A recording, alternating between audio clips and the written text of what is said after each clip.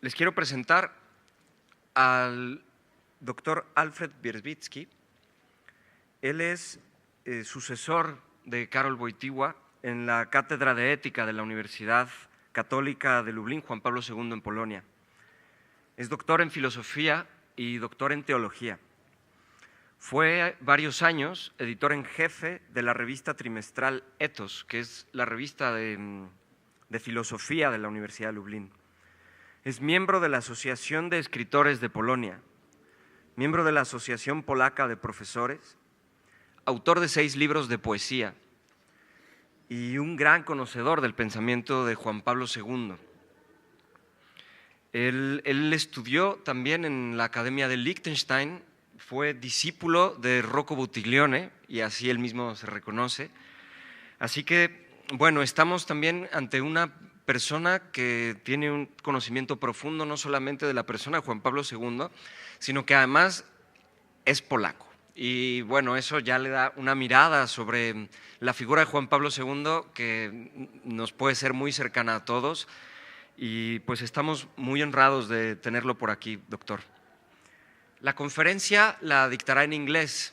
A todos les hemos repartido una traducción en español para que podamos, los que no sabemos tanto inglés, ir siguiendo el contenido. Y para la sesión de preguntas y respuestas haremos una traducción simultánea. Quien guste podrá preguntar en inglés directamente y se le responde en inglés, pero quien prefiera hacerlo en español también podrá hacerlo y traducimos la pregunta y la respuesta. Pues bueno, profesor Wierzbicki, adelante. Muchas gracias.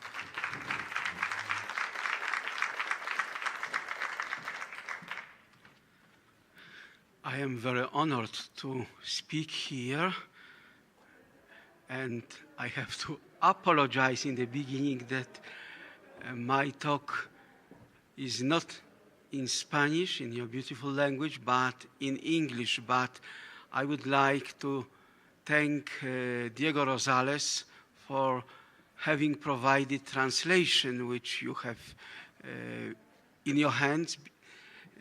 I know that the translations were distributed, so I will speak, rather I will read my conference in English, because also English is for me a foreign language. So if I try to speak, I am afraid to be lost in my thought, and our task is to go to the point. I was asked to speak on the topic Karol Wojtyla, Praxis, Culture and Crisis in Postmodernity. I divided my conference in 4 sections, and the first section has a title, Moral and Theological Interpretation of Contemporary History. It is unnecessary to convince anyone of the great influence that St. John Paul II exerted on the Church and on the world in which the Church fulfills its mission to proclaim the gospel. Not only in my country, the native country of John Paul II, a phenomenon of John Paul II generation is acknowledged.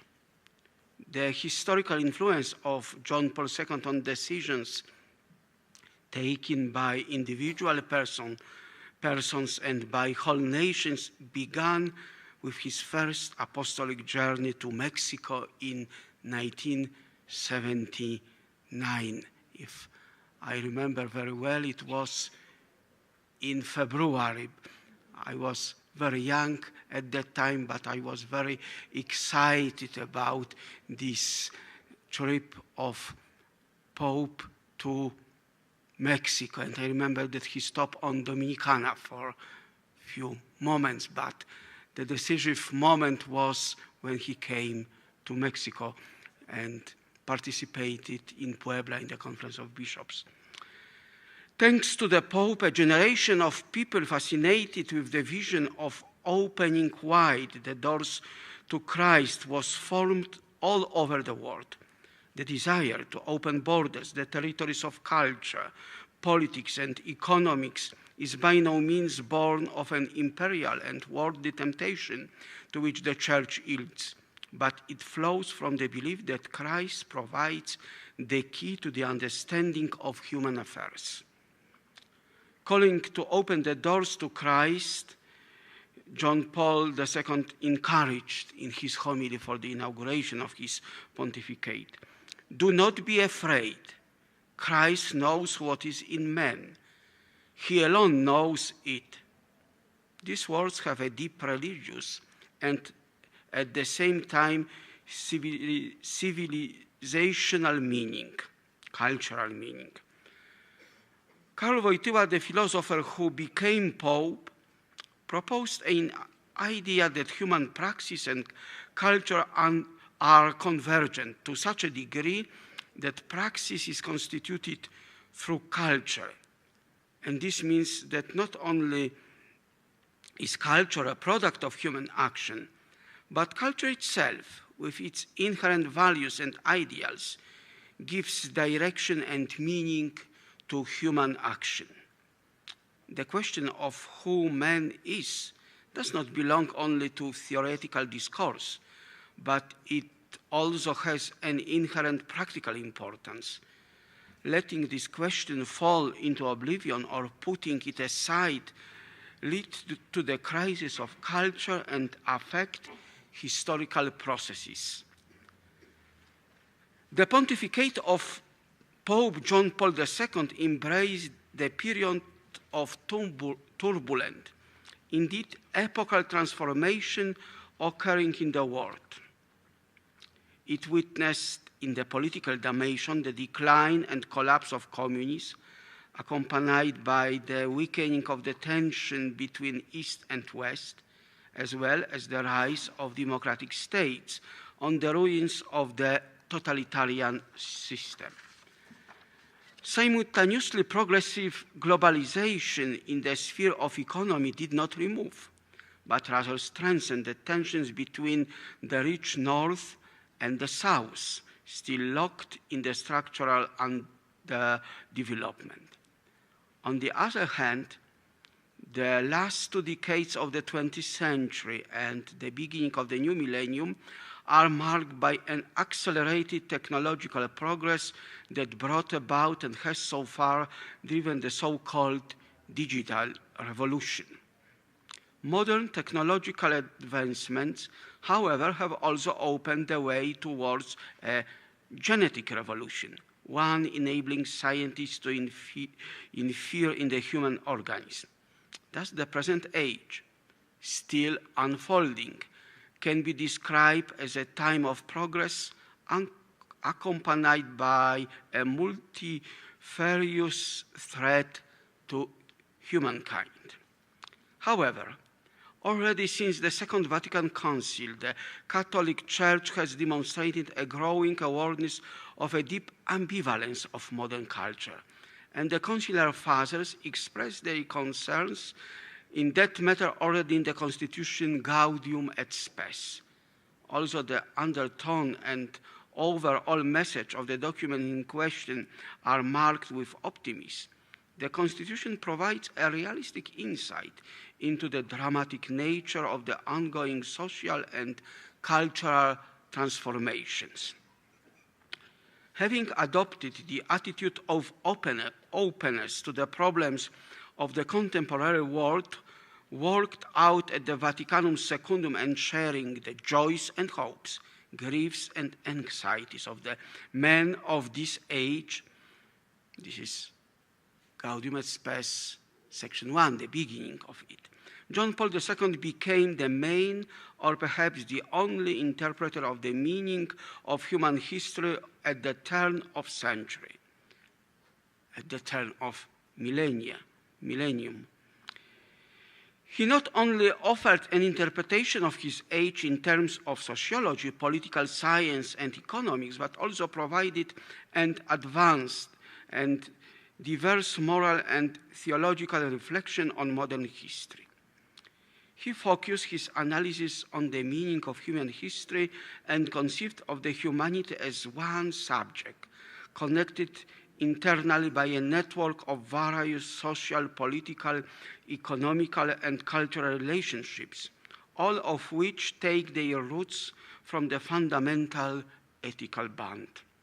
While preaching the morality of universal respect for the dignity of the human person and for human rights, John Paul II was addressing his message not only to the community of the faithful of the Catholic Church. Indeed, he stressed that the acute moral dilemma of contemporary world, solidarity or domination, from Redemptor Hominis, section 15, is in fact universal and must be resolved by the human community as such. Moreover, throughout his pontificate, Pope John Paul II would emphasize more and more strongly that the various contemporary crises in many areas of the globe were underpinned by a major moral crisis. Having realized the depths of that crisis, John Paul II recognized it as the most serious social issue of our times. It is already understandable that moral philosophers in any age provide descriptions of the moral decline of their contemporaries in order to cause a shock and inspire conversions. Catastrophic visions of this kind usually serve pedagogical purpose and convey persuasion rather than provide genuine description of the moral condition of the society. Yet the case is different with the moral teaching of John Paul II. It is based on normative personalism grounded in anthropology and addressed to all humankind in the present times, deeply affected by the nihilism that causes erosion of the moral consciousness and moral sensitivity. Sadly, this kind of erosion has affected mostly the European continent, the fatherland of humanism. Christianity and the ideas of the Age of Enlightenment. So the fatherland of humanism, Christianity, and the ideas of the Age of Enlightenment, taking into account that Western humanism has many faces. One probably should not be surprised to find that a logical consequence of this cultural erosion is an amnesia of the cultural identity, manifested in the tendency to sever oneself from one's cultural roots and absolutize the culture of the moment. John Paul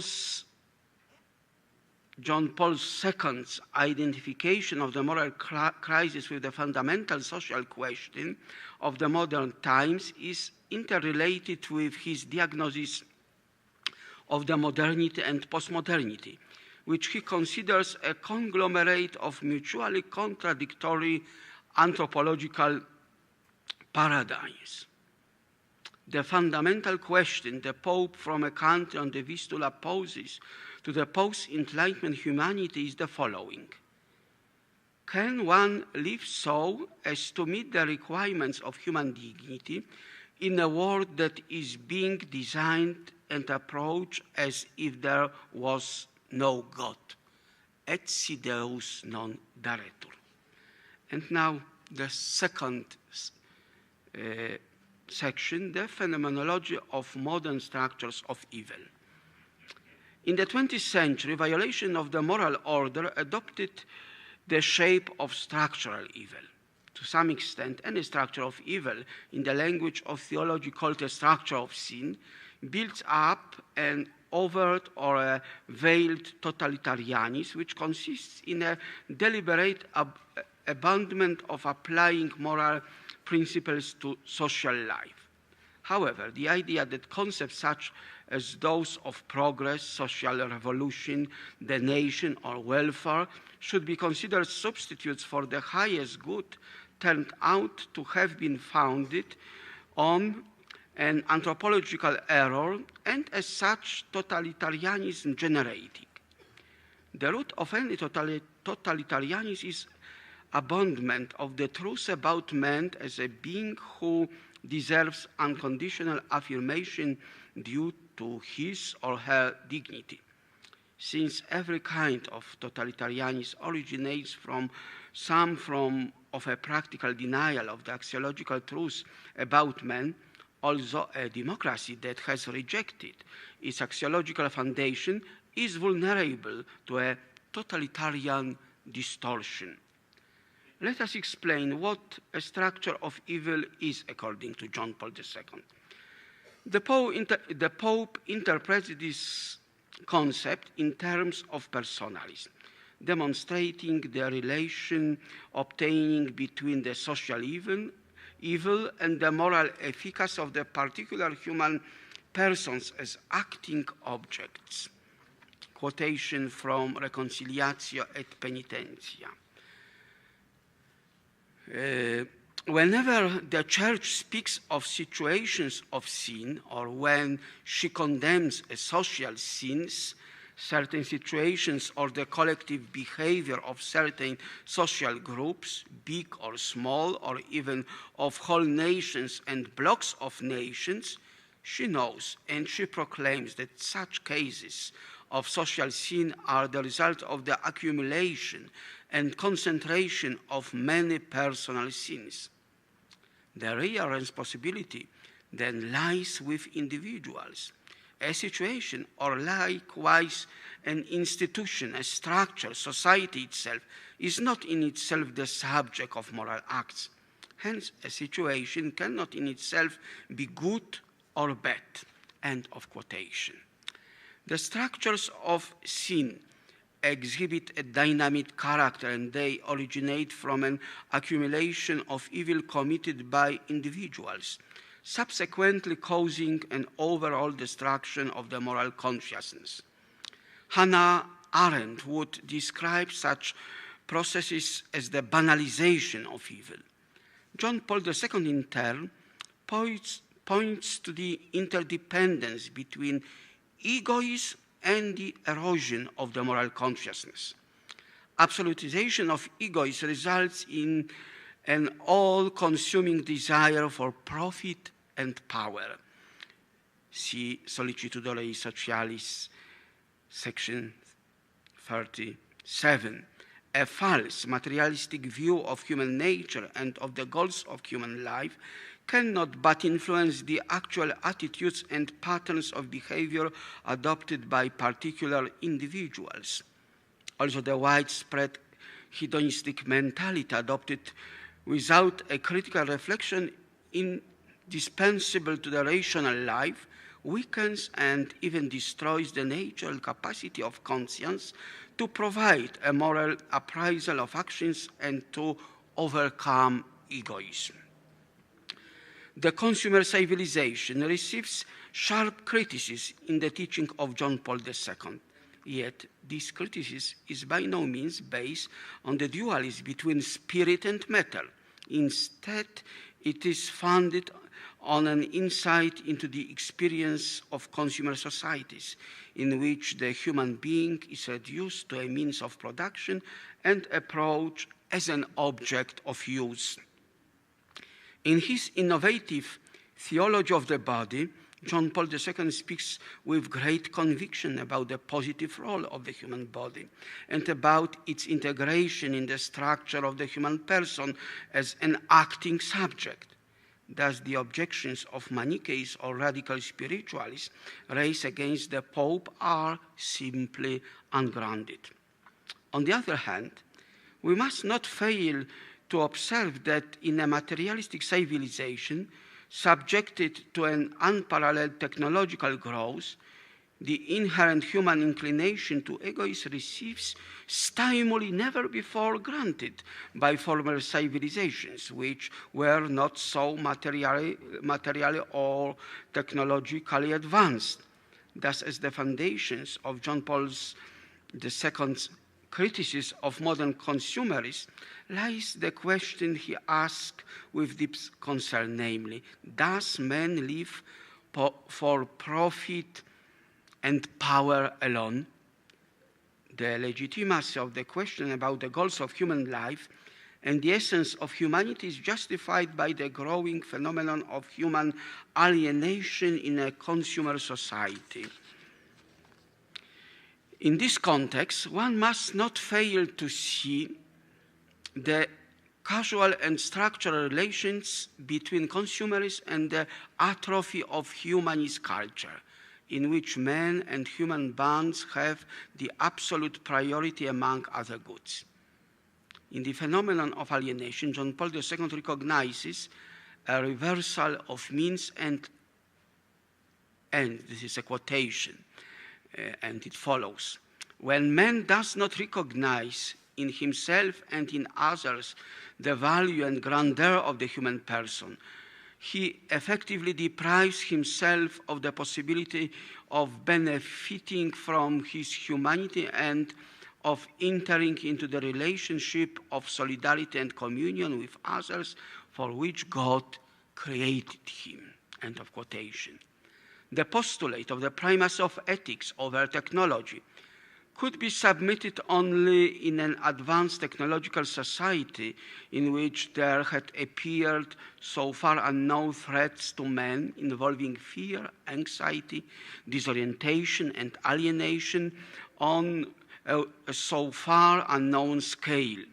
John Paul II would repeatedly address the Christian message of liberation from fear to all those human persons who are involved in the functioning of the structures that generate alienation and disappointment with the goods which do not enable the transcendent that pursues.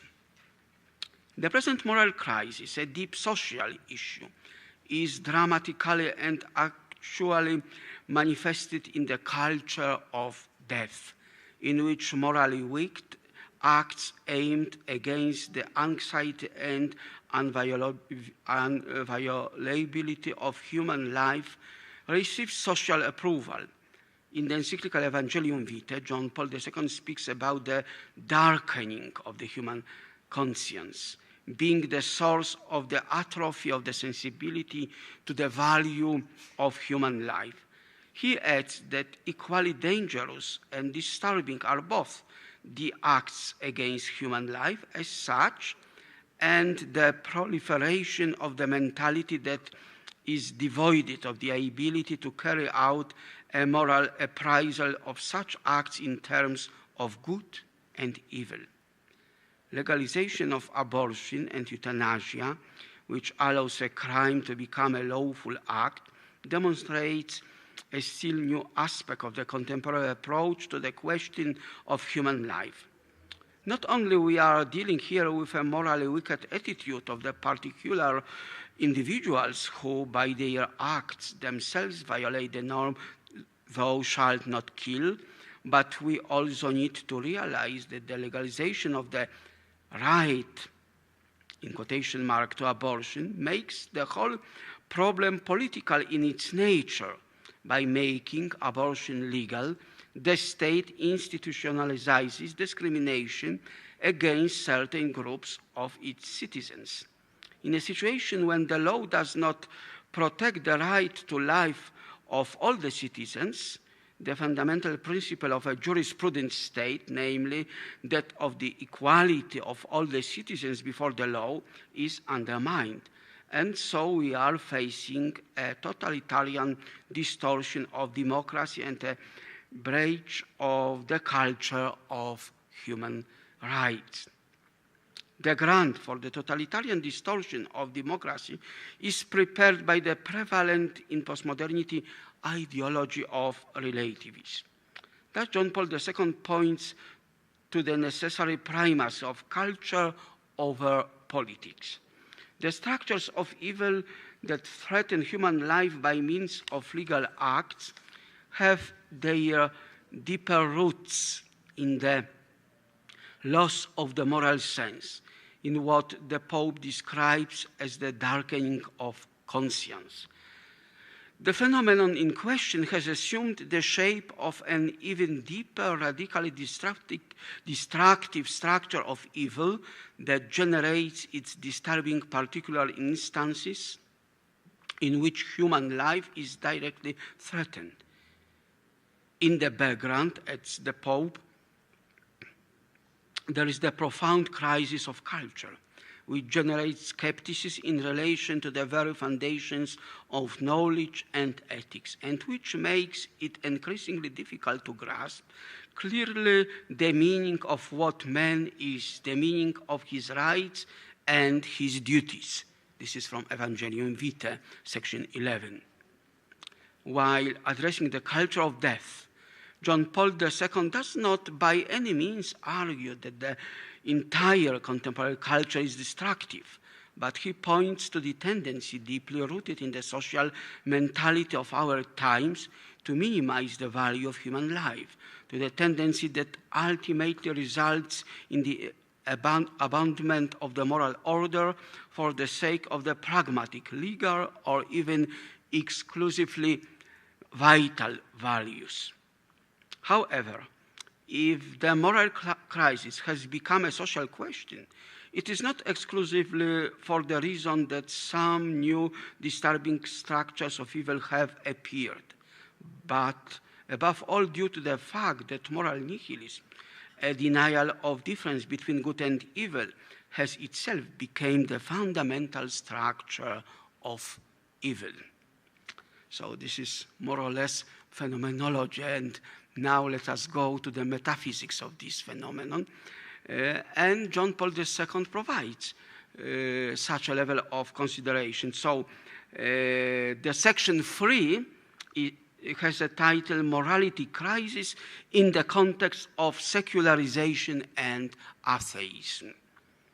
John Paul II's teaching on the significance of morality to the human culture dispelled the illusion of modernity that European humanists, together with the absolute morality, will survive the alleged demise of religion.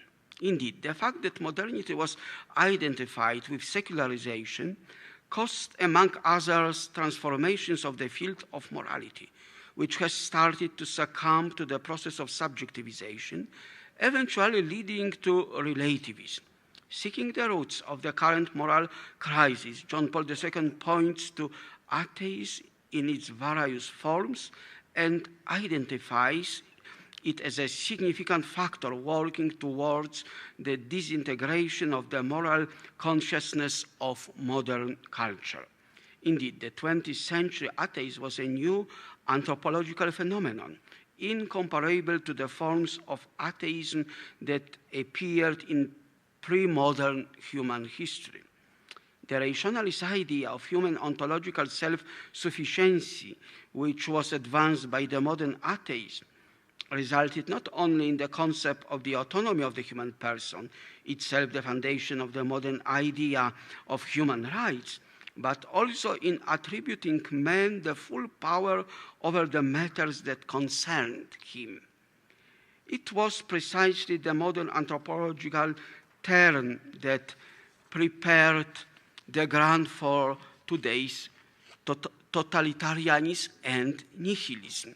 To talk about the connection between the Enlightenment and Auschwitz seems no semantic abuse.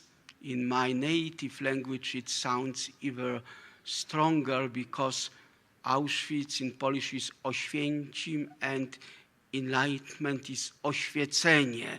So a passage from oświecenie to Oświęcim is perceived even in the level of language. But I would like to avoid the total critique of Enlightenment. This is only a critique from the one part. but perhaps we'll have chance to speak about that in the discussion or even in the panel after. In Centesimus Annus, John Paul II points to the connection between the revolutionary class struggle and the total war doctrine characteristic of modern militarism. Both these phenomena exhibit the practical consequences of the philosophy of violence and have caused the death of millions of human beings side by side with a magnitude of civilizational destruction. The Pope stresses, a citation, class struggle in the Marxist sense and militarism have the same root, namely atheism and contempt for the human person, which place the principle of force above that of reason and law, section 14. As we have pointed, the cultural antinomies of modernity embrace the proclamation of the principle of human rights and the simultaneous absolutization of human freedom, expressing the conception of the total autonomy of man. This erroneous conception of freedom was worked out against the theoretical and practical cultural background of atheism as the allegedly ultimate and unescapable conclusion of the idea of the progress and maturity of humanity.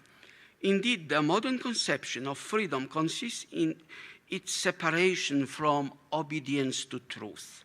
As a result, initially, the ideas of social ethics, of the rights of the other persons, and of the common good are left over in a sort of conceptual vacuum, only to become subsequently rejected since they do not fit in the secular paradigm of freedom.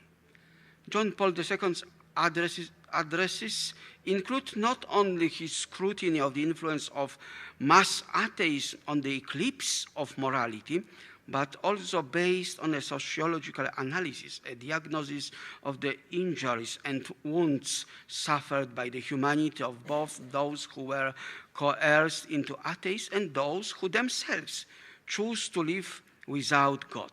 In the dimension of culture, the destruction of the idea of objective truth results in the decline of morality and dejection about the sense of moral questions. If man no longer perceives himself as a being whose sense of life is existence in truth and doing truth, he then loses his sensitivity to good. Secularism, by weakening sensitivity to God, results in weakening the sensitivity to man. The darkening of human conscience caused by the atrophy of the sense of mystery, the genuine source of the religious attitude, must be seen as violence done to the human heart, indeed as the shocking condition of anthropological self-destruction.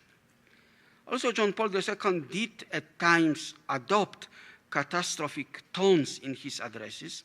His thinking was by no means confined to the ascertainment of the dramatic condition of modern man.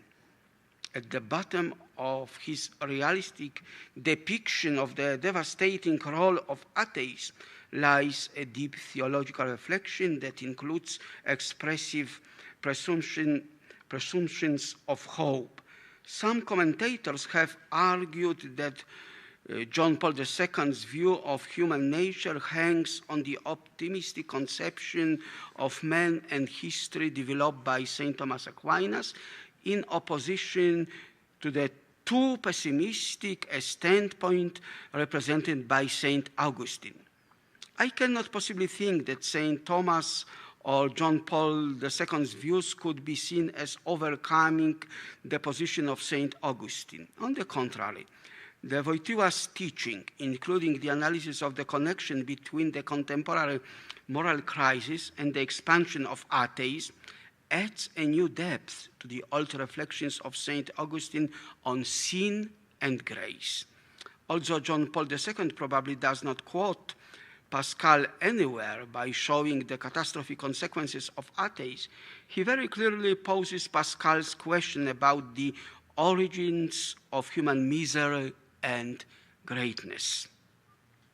Let us recall the reflections on the origins of the sin of unbelief, of rejecting God, including in John Paul II's encyclical Dominum et Vivificantem. The fact about atheism is that it initially falsifies the truth about who man is, and then attributes divine characteristics to him.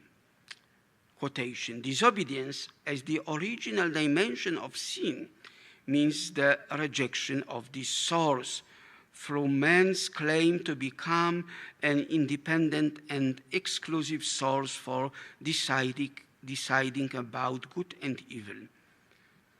Section 36. Contemporary atheism seems to confirm the original nature of all sin, which is rejection of God. Simultaneously, the current condition, one of a moral crisis on a social scale, exhibits the human need for and pursuit of salvation. However, even in the face of nihilism, which in the ultimate critical consequence of secularism, one is not confined to the choice between the attitude of despair or the one of lightness of being, as there unfolds also a new prospect in which sin is not the last word on the fate of man.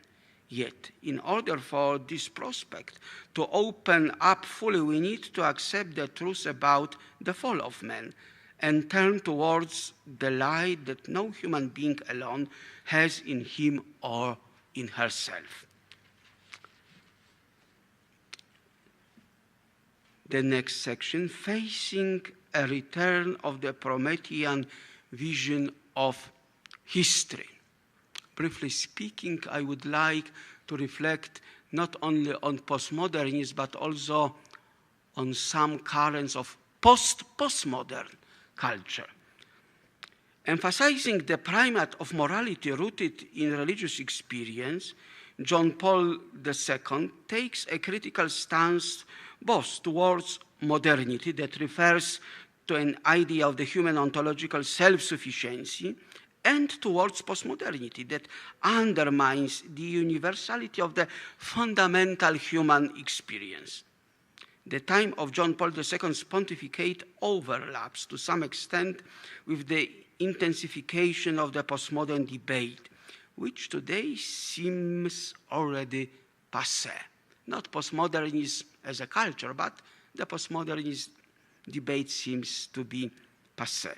However, it is worthwhile to pose the question, can John Paul II's humanism, its most important points outlined already in the philosophy of man developed by Karol Wojtyla, stand the test of the challenges of the time that, in the absence of a more precise term, may be called the postmodern era?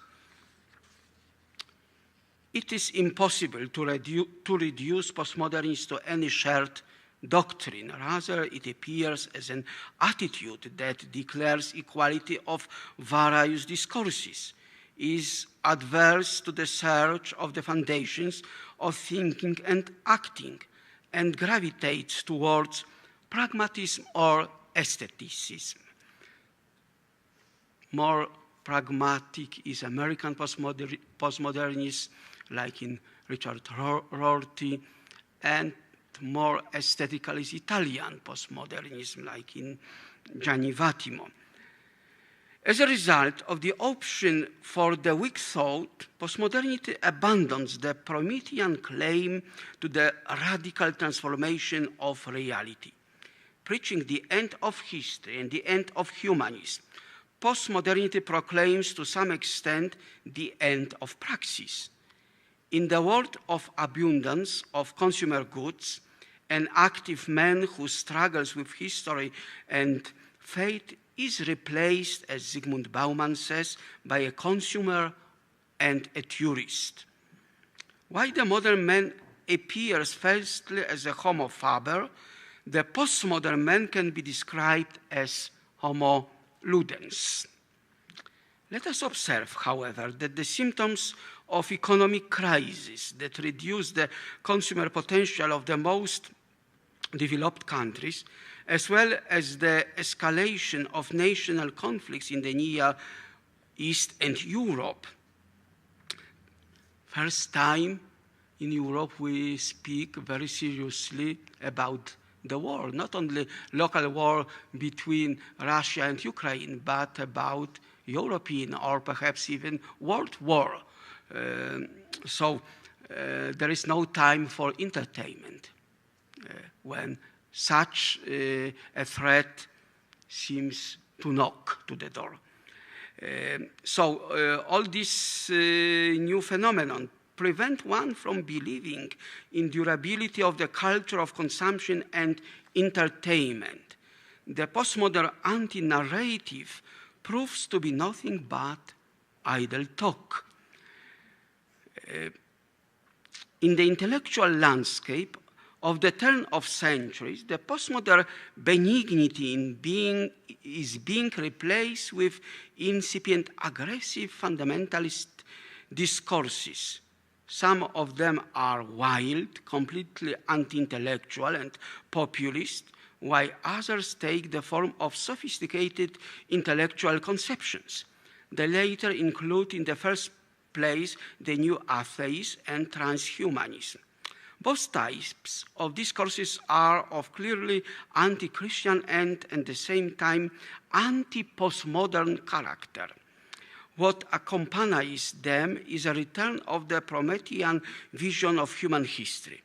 Both the new atheists and transhumanists are the thinking modes developed on the basis of evolutionary biology that considers the cosmic evolution as an open process in which the human species participates as an active and rational factor, guiding its future course.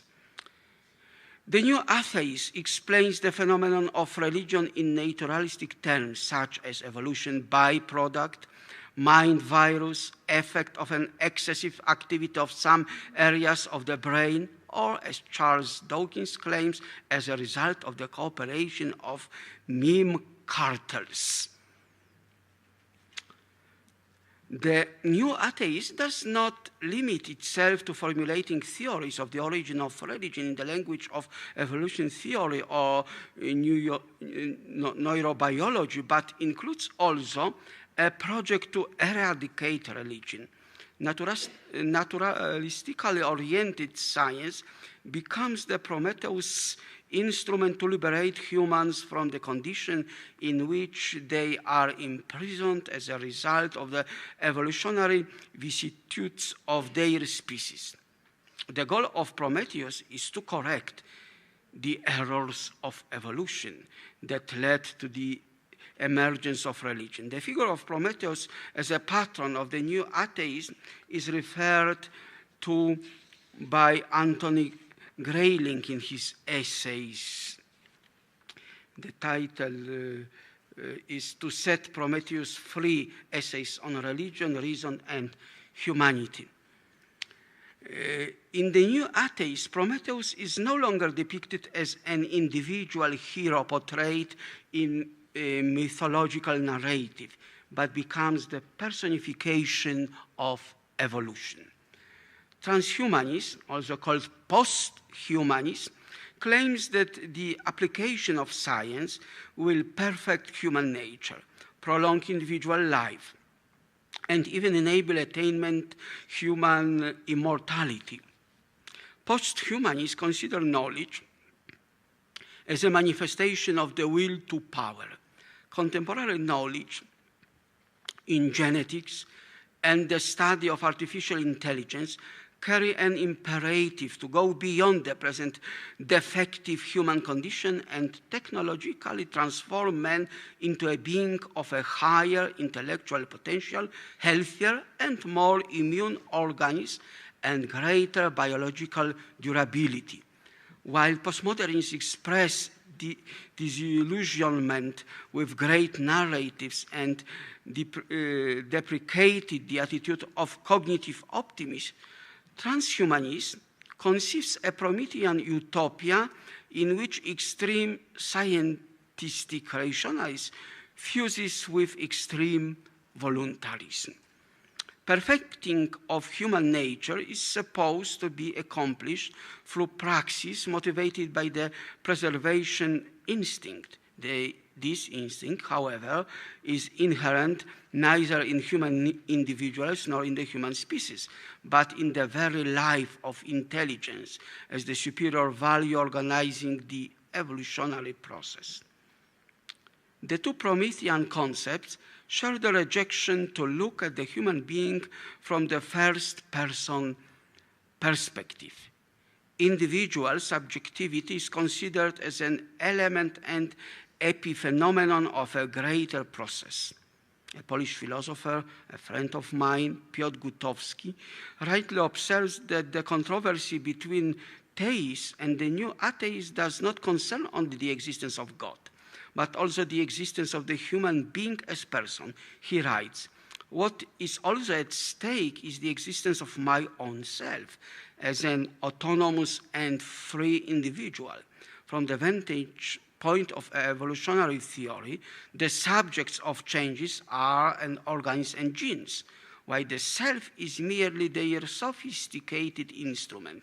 Thus, if the new atheists," he continues, "are right to reject any representation of the world except the scientific one, then in strict terms, I do not exist as a person. That is an individual and at least to some extent free being," end of quotation. A similar philosophical assumption was detected also by Michael Sandel in a project to manufacture bionic athletes whose inborn talent would be enhanced by genetic modification. The agency of a human individual becomes subordinated to and fused with the agency of an anonymous subject attaining abstract goals that surpass the current condition of the human organism. Such projects, Sandel adds, quotation, represent a kind of super agency, a Promethean aspiration to remake nature, including human nature, to serve our purposes and satisfy our desires. And he continues, "The problem is not the drift to mechanism, but the drive to a mystery. And what the drive to mystery misses, and may even destroy, is an appreciation of the gifted character of human powers and achievements." End of quotation. The topicality and actuality of a philosophy consists in its ability to answer the questions that are presently emerging as challenges that take the form of crisis and create problems unknown at the time when a given philosophical conception was formulated. This is exactly the case of Karol Wojtyła's philosophy of the person, developed in the 50s and 60s of the previous century. It is the philosophy that later constituted a philosophical core of the humanist contents of the papal teaching of John Paul II. At the origins of praxis that is worthy of the human being, Karol Wojtyła discovers the truth about the person. The strength of Karol Wojtyła's personalistic philosophy is its rootedness in experience, while the contemporary Promethean visions of human history, which present serious challenges for the humanist culture, look at the human being from outside. Karol Wojtyła begins his reflection on man from what is irreducible in man, from a cognitive interpretation of the lived experience of uniqueness and unrepeatability of every human self. Karol Wojtyła's anthropology is radically anti-naturalistic due to the irreducibility of the phenomenon of the human self to other phenomena like relations or processes. With Karol Wojtyla, one can demonstrate that it is a mistake to project naturalistic theories on the human fact, because they evidently speak about an entity different from the real human being living through himself as someone who is a subject of his existence and actions, someone who is, this is a quotation, as if an eyewitness of himself, of his humanity and his person. And the last point, at the moment my talk may sound pessimistic. I wouldn't call it pessimistic.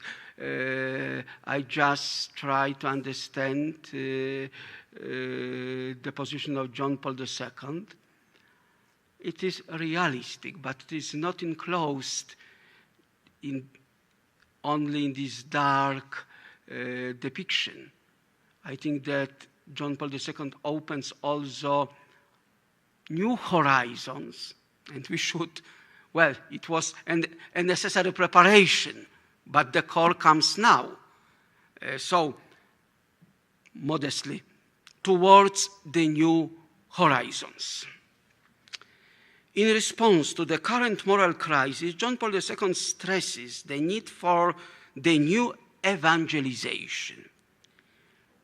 I quote, "Saintly, there is a long and difficult road ahead, bringing about such a renewal which require enormous effort, especially on account of the number of the gravity of the causes giving rise to and aggravating the situations of injustice present in the world today. But as history and personal experience show, it is not difficult to discover at the bottom of these situations causes which are probably cultural, linked to particular ways of looking at man, society, and the world. Indeed, at the heart of the issue of culture, we find the moral sense, which is in turn rooted and fulfilled in the religious sense. Encyclical Veritatis Splendor, section 98. Since, this is me, not John Paul II, since the destruction of the moral sense was part of the way of secularization, reversing this trend by means of the new evangelization will hopefully engender a revival of the moral sense within the dimension of culture. However, it must be pointed that the Pope Wojtyla does not reduce Christianity to a firewall against nihilism or naturalism. To find faith means above all to experience the positive value of one's own humanity. Indeed, the gospel manifests the fundamental humanistic dimension, being amazement at man's worth and dignity. Redemptor Hominis, section 10. The encounter with love, Christ the Redeemer, who shows to each and every human being with whom he unites in his or her particular existence, restores meaning to the human life. It was also said in a very beautiful way by Rocco Buttiglione this morning. It is precisely in the splendor of Christ's love for mankind that man can grasp the splendor of the truth about himself. John Paul II would repeatedly refer to the teaching of the Second Vatican Council, affirming that Christ fully reveals man to man himself. Christian morality is clearly truth-oriented. It neither follows from an injunction coming from an authority, nor is it adaptation to the requirements of social life. The human person, owing to his or her human dignity, grows morally through obedience to truth. Living in truth and doing truth serves the good of the person, without which he or she cannot find fulfillment as a rational and free subject. in the rational structure of the human being inheres a vocation to love, thanks to which man discovers the deepest meaning of his life. The acceptance of the truth on man as person leads to the practical translation of this truth into the categories of human existence conceived of as a gift. To be a person means to live and fulfill oneself in a community of persons. The community of persons, as a fact, becomes most fully comprehensible in the light of the Imago Dei anthropology, which reveals the presence in man of a divine element, which is a constitutive of the person. The new evangelization is being accomplished above all through the medium of the human heart, and it can transform culture and social structures only as a consequence of the change of heart. The reason is that the roots of the issue of culture reach the level of human subjectivity, the irreducible reality of the person and the person's conscience.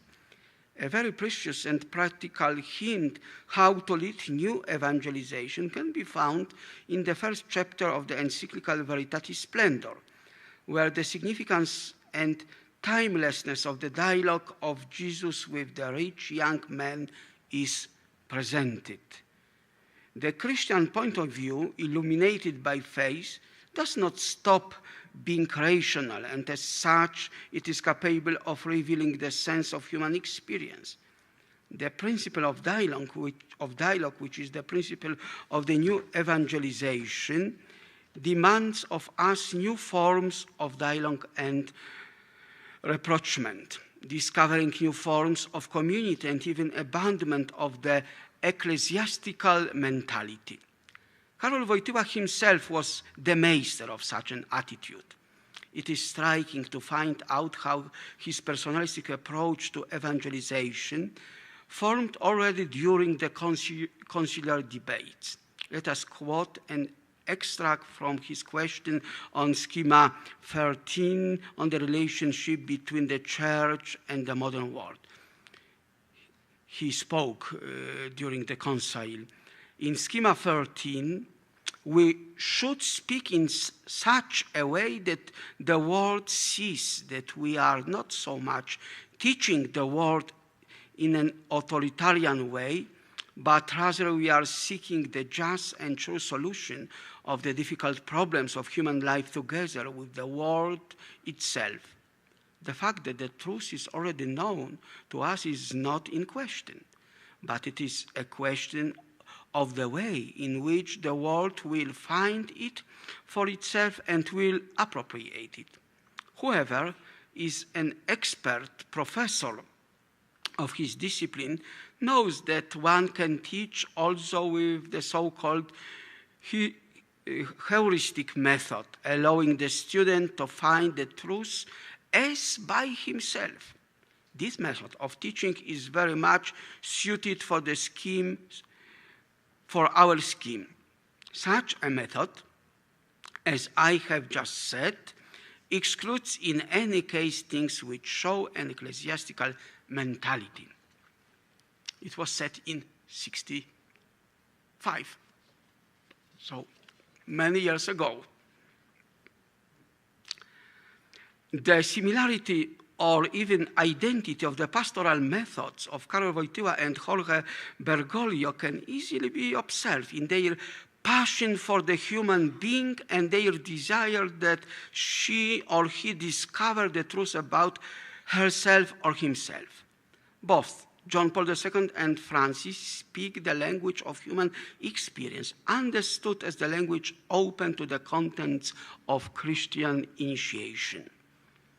In order to carry out our task of bringing the gospel on men to other people, as Christians, we must experience our faith together with a deep consciousness of our identity. An attitude of genuine dialogue does not preclude, but includes witness bearing, in particular in the case of those questions to which the gospel is the only true answer. Such a gift to all the humanity is the Christian truth about the mercy of God. And this is a quotation from John Paul II. Modern man often anxiously wonders about the solution to the terrible tensions which have built up in the world and which entangle humanity. And if at times he lacks the courage to utter the word mercy, or if in his conscience empty of religious content he does not find the equivalence, so much greater is the need for the Church to utter his word, not only in her own name, but also in the name of all the men and women of our time. Dives and Misericordia, section 15. According to John Paul II, the new evangelization, the purpose of which is the restoration of the lost religious and moral sense, should be accompanied by a more intense interreligious dialogue. In the face of the ruptures in the religious and moral consciousness of postmodern men, the joint testimony of all the faithful has a particular significance. The point is not to move history backwards, but rather that the contemporary people could grasp the transcendent sense of the history they are making. Modern technologies have brought together contrasting civilizations to an extent unknown before. Yet the disgraceful legacy of the colonization era, as well as the advancement of particular interests stimulated by the rapid economic growth, give rise to unhealthy competition and antagonism in many regions of the globe.